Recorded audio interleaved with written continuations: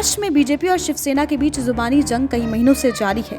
शिवसेना केंद्र सरकार और बीजेपी को घेरने का कोई मौका नहीं चूकती। ऐसे में गुरु पूर्णिमा, गणेश उत्सव से लेकर दिवाली का त्योहार भी इससे अछूता नहीं रहा।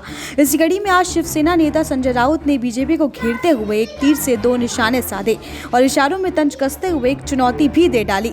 शिवसेना और बीजेपी नेताओं के बीच जारी तीखी बयानबाजी के बीच राउत ने कहा कि प्रधानमंत्री नरेंद्र मोदी आज जवानों के साथ जैसलमेर में दिवाली मनाई।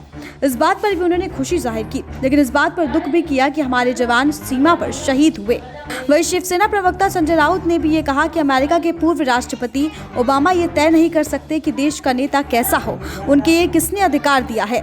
चाहे मोदी हो या राहुल गांधी, किसी के बारे में बोलने का उनको अधिकार नहीं है। संजय राउत ने इसी के साथ चुनौती देते हुए कहा कि महाराष्ट्र की महाआघाड़ी सरकार को कोई खतरा नहीं है क्योंकि यहाँ कोई ऑपरेशन लोटस नहीं चलेगा। वहीं शिवसेना प्रवक्ता संजय राउत ने यह भी कहा कि अमेरिका के पूर्व राष्ट्रपति ओबामा ये तय नहीं कर सकते कि देश का नेता कैसा हो, उनको ये किसने अधिकार दिया। चाहे मोदी हो या राहुल गांधी, किसी के बारे में बोलने का उनको अधिकार नहीं है। संजय राउत ने इसी के साथ चुनौती देते हुए कहा कि महाराष्ट्र में भी अब लोटस नहीं खिल सकता।